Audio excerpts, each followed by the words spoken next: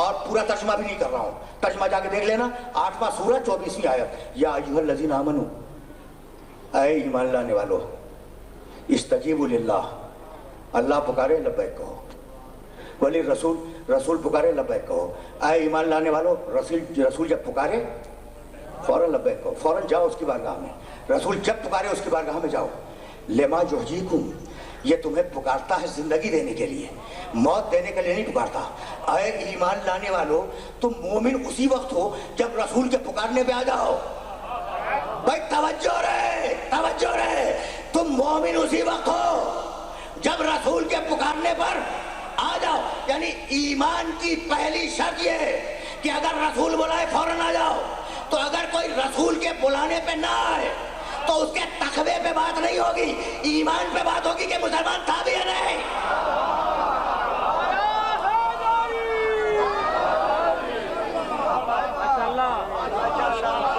میں تو آیتیں پڑھ رہا تھا اور دیکھو میں نے تمہیں بڑی زحمت دی اور میں چاہ رہا تھا کہ تمہیں آیات کے اس سیکوینس سے آشنا کر کے تم تک کوئی دلیل پہنچا دوں۔ تو اب رسول کرے وہ کرو، بتلاؤں گا کہ حد کیا ہے کرنے کی۔ رسول جو کہے اس پر لبیک کہو۔ یاد ہے کچھ؟ خدا کی قسم میری بات سننا، اب میں قرآن سے باہر ابھی نہیں جا رہا ہوں، تعریف پر ابھی آؤں گا۔ اے ایمان لانے والوں، رسول جب پکارے فوراً لبیک کہو، اس کی بارگاہ میں جاؤ۔ اور اسی قرآن نے، یہ سورہ انفال کی آیت تھی، اسی قرآن نے سورہ آل عمران میں جنگ احد کا منظر کھینچتے ہوئے یہ جملہ ارشاد فرمایا، وَإِذْ تُسْعِدُونَ، میں اگر کہوں نا تو تمہاری پیشانیوں پہ شکن آ جائے گی، تمہیں برا لگے گا، لیکن چونکہ قرآن مجید کی آیت ہے تو ذرا آرام سے سننا اور پوری توجہ سے غور کرنا۔ وہ جنگ احد، وَإِذْ تُسْعِدُونَ وَلَا تَلْؤُونَ عَلَىٰ أَحَدٍ، اس وقت کو یاد کرو جب تم پہاڑوں کی چوٹیوں کی طرف بھاگ رہے تھے۔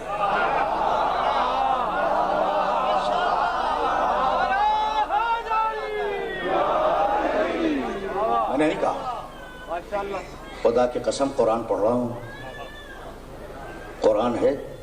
اور قرآن میں یہ ایک بات ذرا یہ جملہ بھی یاد رکھنا کہ قرآن اگر کسی مقام پر ڈھیل دے دے تو دوسرے مقام پر بخیے ادھیڑ دیتا ہے۔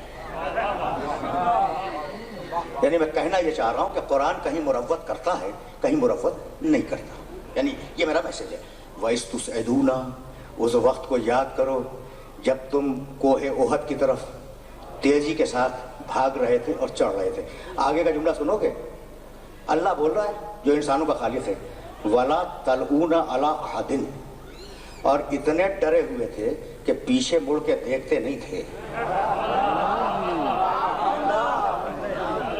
بھائی کوئی کمنٹیٹر تو نہیں تھا نا اس وقت، اللہ ہی کو حق پہنچتا ہے کہ اللہ کہے کہ تم پہاڑوں کی چوٹیوں کی طرف بھاگ رہے تھے اور اتنے ڈرے ہوئے تھے کہ پیچھے مڑ کے وَلَا تَلْؤُونَ عَلَىٰ أَحَدٍ، داہنے بائیں آگے پیچھے مڑ کے دیکھتے نہیں تھے، بھاگے چلے جا رہے تھے۔ وَالرَّسُولُ، سننا بھائی سننا، سورہ انفال کی آیت ذہن میں ہے، جب رسول پکارے فوراً لبیک ہو جب تم مومن ہو۔ وَالرَّسُولُ يَدْعُوكُمْ فِي أُخْرَاكُمْ، اور رسول میدان احد میں تمہارے پیچھے سے آواز دے رہا تھا کہ میں زندہ ہوں، واپس آؤ۔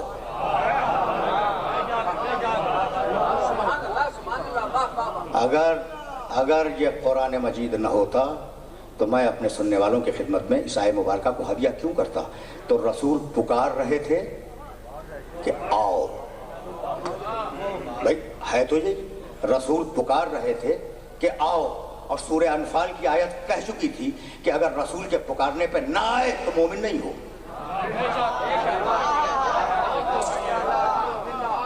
آیت کو آیت سے جوڑ لو، لیکن میں روکوں گا نہیں، میں تو ایک سوال کروں گا، نفسیات کا سوال، کہ بھائی رسول کی آواز اگر نہیں پہنچ رہی تھی تو رسول نے پکارا کیوں؟ اور اگر پہنچ رہی تھی تو انہوں نے سنا کیوں نہیں؟ بھائی دونوں باتیں ہیں۔ تو اب یہ تو ممکن نہیں ہے کہ رسول پکارے اور آواز نہ پہنچے، لیکن رسول سے باطل کام کے سرزد ہونے کا امکان نہیں ہے۔ ٹھیک، پھر کیوں گئے؟ اور اگر سنو گے، اب دیکھو اب آیا ہوں میں تاریخ اسلام پر، اور بہت زیادہ تمہیں روکوں گا نہیں، اب قرآن مجید سے تاریخ کی طرف آ گیا تو پھر یہ واقعات سنتے جاؤ، میں واقعات بیان نہیں کیا کرتا، لیکن جب آ گیا ہوں تو یہ جملہ سن کے جاؤ۔ یہ جنگ احد اچھا بھائی اجازت دیتے ہو تھوڑی دیر کے لیے کہ میں اس طریقے سے بات کروں جس طریقے سے جی چاہ رہا ہے؟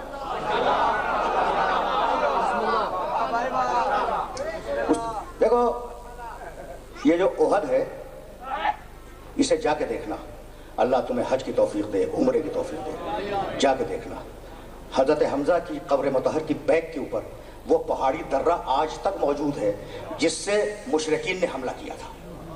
ذرا سچویشن کو سمجھنا، اگر صورتحال سمجھ گئے نا تو پھر لطف گفتگو ہے۔ وہ درہ آج تک موجود ہے، اسے جا کے دیکھنا، پھر سچویشن سمجھنا۔ جب پیغمبر میدان میں آئے تو آپ نے 50 افراد اپنی فوج کے اس درے پہ بٹھا دیے کہ خطرہ تھا کہ مشرکین ادھر سے گھوم کے آئیں گے، حملہ کر دیں گے۔ کہنے لگے رسول کہ خبردار زمین و آسمان ٹل جائیں مگر تم اپنی جگہ سے نہ ہٹنا۔ زمین و آسمان اپنی جگہ چھوڑ دیں مگر تم اپنی جگہ سے نہ ہٹنا۔ وہ 50 افراد وہاں بیٹھے رہے، آمنے سامنے مسلمان و مشرکین ہیں۔ مسلمان نے حملہ کیا، مشرک گھبرایا، مشرک کو شکست ہو گئی۔ اوپر سے پہاڑ سے وہ 50 افراد دیکھ رہے ہیں۔ میں دیکھنا خدا کی قسم، میں واقعات نہیں بیان کیا کرتا لیکن جی چاہتا ہے کہ یہ واقعہ تمہیں ہدیہ کر جاؤں، جی چاہتا ہے۔ اور حوالہ بھی سن لو، مورخ طبری نے اپنی تاریخ میں لکھا ہے، مورخ ابن اسیر نے اپنی تاریخ کامل میں لکھا ہے، اور میں کیا حوالے دوں، یہ 2 بڑی مشہور تاریخی کتابیں ہیں۔ وہ 50 افراد بیٹھے ہوئے ہیں اور وہاں سے دیکھ رہے ہیں کہ مسلمان جنگ جیت گئے۔ جب مسلمان جنگ جیت گئے اور مسلمانوں نے مشرکین کا مال غنیمت لوٹنا شروع کیا تو وہ جو بیٹھے تھے نا درے پر، وہ کہنے لگے اب تو ہم نے جنگ جیت لی تو اب یہاں رکنے کی ضرورت کیا ہے، چلو اب ہم بھی مال غنیمت لوٹنے میں شریک ہو جائیں۔ مزاج سمجھ میں آ گیا کہ جنگ میں کیوں آئے تھے؟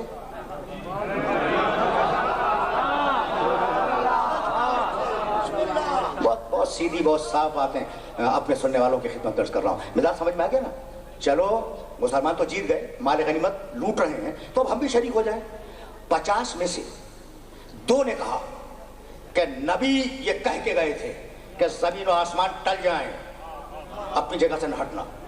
اور 48 افراد کہنے لگے کہ اب تو ہم نے جیت لیا، ضرورت کیا رکنے کی، وہ چلے گئے۔ اب 2 رہ گئے نا درے پر۔ مشرکین نے دیکھا درہ خالی ہے، وہ گھوم کے آئے، انہوں نے حملہ کیا، ان دونوں مسلمانوں کو شہید کیا اور پیچھے سے حملہ کر کے رسول کی فوج کو تباہ کر دیا۔ اور جب تباہ کیا اس وقت مسلمان فوج پہاڑوں کی طرف گئی۔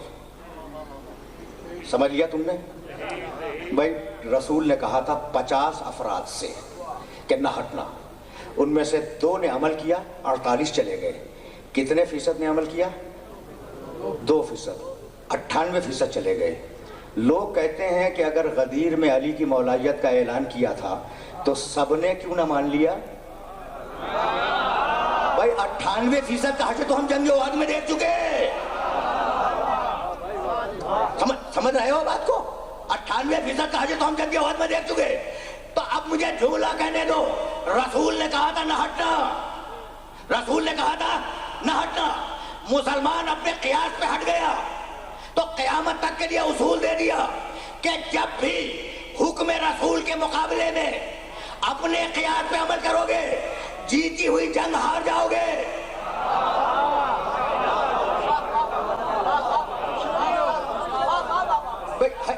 ہے تو یہ حدیث کے مقابلے میں قیاس، سن رہے ہو نا؟ اچھا اب مسلمان جیتی ہوئی جنگ ہارنے لگا، بھائی یہاں کے لیے تو زحمت دی تھی۔ اور جب گھمسان کا رن ہوا ہے، جب گھمسان کا رن ہوا ہے تو اس وقت اکیلا ایک تھا جو رسول کے ناقے کے چاروں طرف دوڑ رہا تھا اور رسول کی حفاظت کر رہا تھا۔ اس وقت جلال کے عالم میں رسول نے کہا یا علی، بس جیسا سوال ویسا جواب، یا علی تو بھی کیوں نہ بھاگ گیا؟ کہا یا رسول اللہ میں تو آپ کی پیروی کرتا ہوں، اگر آپ بھاگتے تو میں بھی بھاگتا۔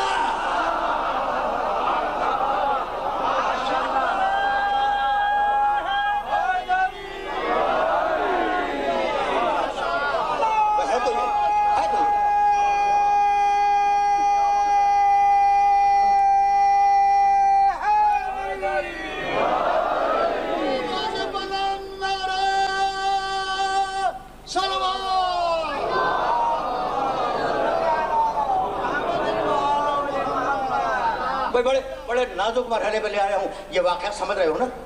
سیاسی صورتحال جنگ احد کی کیا ہے؟ سیاسی صورتحال۔ بھائی رکے رہنا، اس وقت جب علی اکیلے حفاظت کر رہے تھے، ایک مشرک نے ایک بڑا پتھر اٹھایا، میدان احد سے، پتھروں کا میدان تھا، چھوٹی چھوٹی چٹانیں بکھری ہوئی تھی، اور اٹھا کے میرے نبی کے روح انور کی طرف پھینکا۔ تاریخ ہے، تاریخ۔ اب اکیلا علی ہے، کہاں تک حفاظت کرے؟ وہ تو طواف کر رہے ہیں ناقی کا، وہ پتھر آ کے لگا چہرے مبارک رسول پر، اور اس جنگ میں میرے نبی کے 2 دندانہائے مبارک شہید ہوئے۔ بڑا پتھر تھا، پورے پریشر سے پھینکا گیا تھا۔ پیغمبر اکرم ناقے سے زمین پہ آئے، اس ناقے کے پیچھے گڈھا تھا، نبی اس گڈھے میں گئے، بڑا گڈھا تھا، اس گڈھے میں چلے گئے۔ یعنی اب میدان میں نبی نہیں ہے۔ جب میدان میں نبی نہ رہے اور مسلمانوں کو ناقہ خالی نظر آیا تو ایک مرتبہ ابلیس نے آواز دی، ان محمدن قد قتل اذهبوا، محمد قتل ہو گئے، جاؤ۔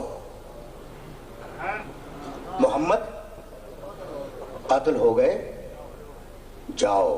رکے رہنا، خدا کی قسم، تھوڑی دیر کے لیے میرا نبی گڈھے کی غیبت میں گیا ہے، ابلیس نے اعلان کر دیا دنیا سے چلے گئے۔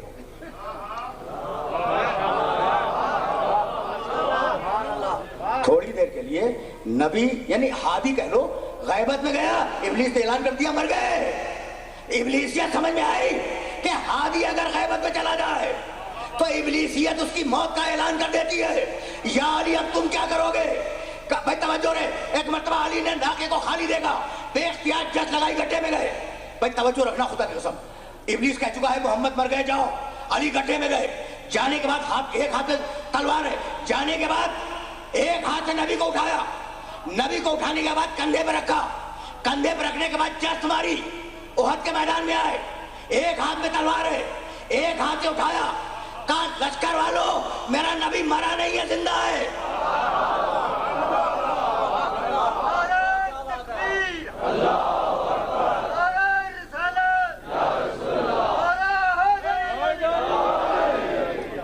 نہیں بھائی سننا، میں تو تمہیں جملہ ہدیہ کروں گا اور پھر واپس جاؤں گا۔ ایک ہاتھ میں تو تلوار ہے نا علی کے، دوسرے ہاتھ سے علی نے نبی کو بلند کیا اور کہا لشکر والو میرا نبی مرا نہیں ہے، زندہ ہے۔ تو علی نے احد کے میدان میں ہاتھوں پہ بلند کر کے نبی کی رسالت کا تعارف کرایا۔ یا رسول اللہ آپ انعام کیا دیں گے؟ کہا بھائی اس وقت تک دنیا سے نہیں جاؤں گا جب تک ہاتھوں پہ بلند کر کے اس کی مولائیت کا تعارف نہ کروا دوں۔